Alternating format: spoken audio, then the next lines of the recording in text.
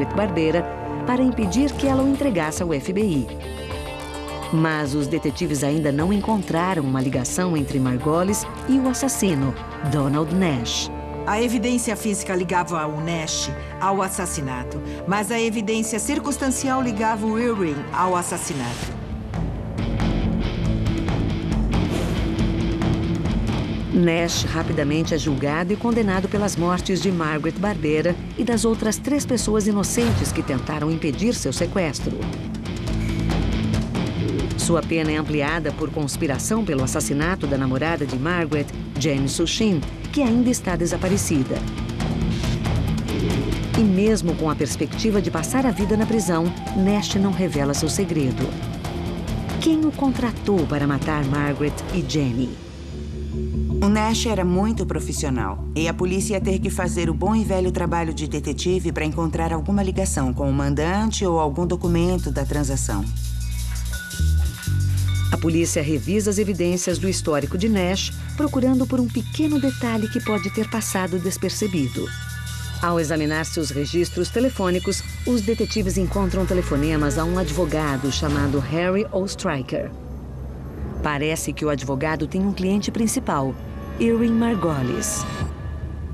Será que Harry Oestreicher finalmente pode ser a ligação que os investigadores procuravam? A conexão parecia ser o advogado. 2 detetives passaram a segui-lo todos os dias. E isso era feito de um jeito que deixava claro que ele estava sendo observado. A técnica funcionou. Falamos para ele, achamos que está envolvido nesses assassinatos e vamos te dar uma chance. Ou você coopera com a gente, ou nós vamos achar um meio de te implicar nos assassinatos e você vai para a prisão. Ofereceram imunidade para ele contar o que sabia, e ele falou o que sabia. Em relação às mortes, ao corpo que vocês acharam, tudo isso foi orquestrado pelo Margolis. Oestreicher explica às autoridades que quando os auditores financeiros procuraram Margaret Barbera e contaram que Ewing Margolis estava tentando jogar toda a culpa do esquema de Ponzi nela, Margaret decidiu contra-atacar. Na cabeça dela, ela só estava tentando se proteger. Margaret faz cópias de documentos incriminatórios, os esconde em um local seguro e então conta a Margolis exatamente o que fez. Eu quero que você entenda uma coisa com muita clareza. Eu tenho todas as informações e todo o poder para derrubar você. Como ela tinha as cópias dos livros falsos, ela podia provar que a empresa realmente não tinha dinheiro. E ela podia ameaçar o Ewing com isso, para impedir que ele a culpasse. Ela falou, você não pode me acusar porque eu guardei os registros. Se você encostar em mim, o FBI vai atrás de você. Mas Margaret cometeu um terrível erro de cálculo. Ao ameaçar expor Ewing Margolis, ela deu um motivo para ele matá-la. Foi uma péssima decisão falar que ela tinha provas que podiam deixá-lo na cadeia por muito tempo. Toda vez que alguém ameaça expor o seu conspirador mostrando que tem provas contra ele, é muito perigoso. Ele ficou descontrolado e devia estar paranoico achando que alguém estava atrás dele. E quando Ewing descobre que, além de ter guardado documentos para provar a fraude, Margaret está cooperando com o FBI, ele fica determinado a fazer de tudo para impedir que seu segredo seja revelado. Ele descobriu isso, eu não sei como, e ninguém sabe, mas ele ficou sabendo que ela estava testemunhando contra ele. Um psicopata desses não raciocina direito. E ele pensou, eu posso dar um jeito nisso. Eu não vou pra cadeia, mereci o dinheiro que roubei. Então, Ewing chama o advogado Harry Oestreicher para seu escritório para discutir uma medida que ele acredita ser a solução de todos os problemas. Aí ele perguntou pro Harry Oestreicher, o advogado, você conhece gente que faz as pessoas pararem de falar? Vou ter que fazer alguma coisa com ela. O plano de Ewing é matar tanto Margaret quanto Jenny e alegar que as duas desapareceram com uma fortuna em diamantes caso a polícia investigue. Com as duas mulheres fora de cena, ninguém seria capaz de provar seu papel na fraude. Erin Margolis concluiu que se Margaret saísse da equação, ela seria o bode expiatório perfeito. Não existe um ato mais mal intencionado e frio do que matar para criar uma defesa que poderia ser usada caso o esquema fosse revelado. Erin está disposto a matar 2 mulheres que trabalharam para ele para continuar escondendo seu segredo e para que o dinheiro da Candor continue em seu bolso. Via-se pela expressão dele que ele estava pensando, eu não tenho outra escolha, é a única coisa que eu posso fazer. Com certeza estamos falando de um psicopata. Ele acreditou que podia encobrir um crime violento, já que também encobria fraudes financeiras. Logo, um plano é criado. Além de ser advogado, Harry Oestreicher também administra vários prédios em Nova York. E um de seus inquilinos é um empreiteiro ligado à máfia, Donald Nash.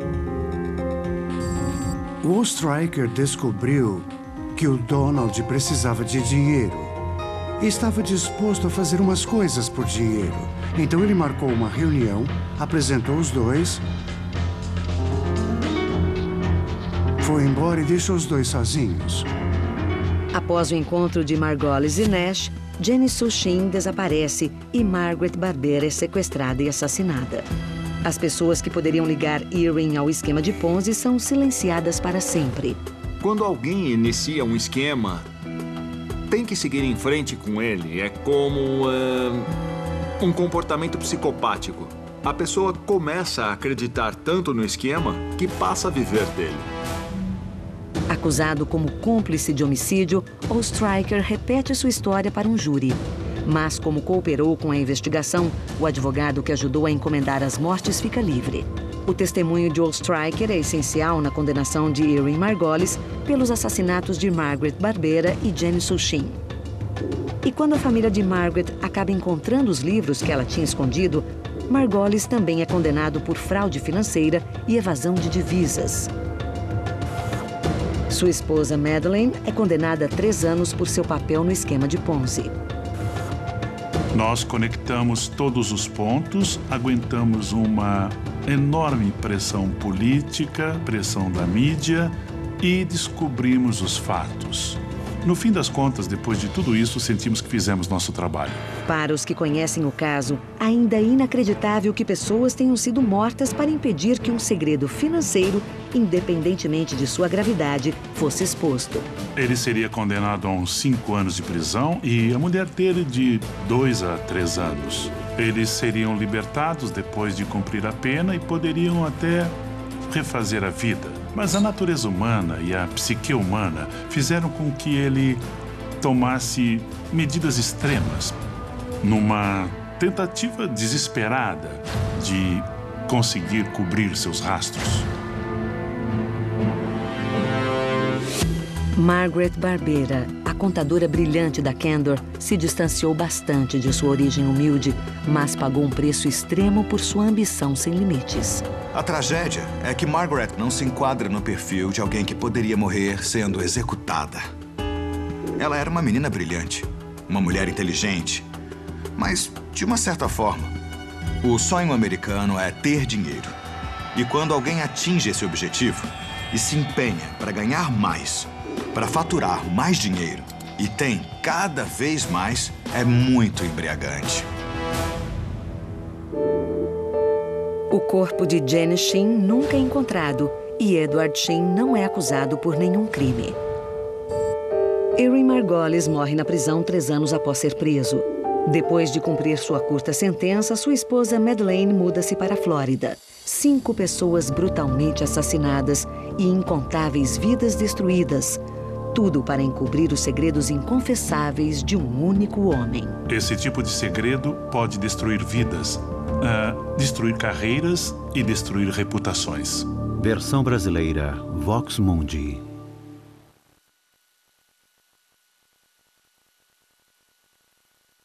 Será que você conhece bem a pessoa com quem divide a cama? A seguir, casado com o inimigo. Nas Cestas Passionais.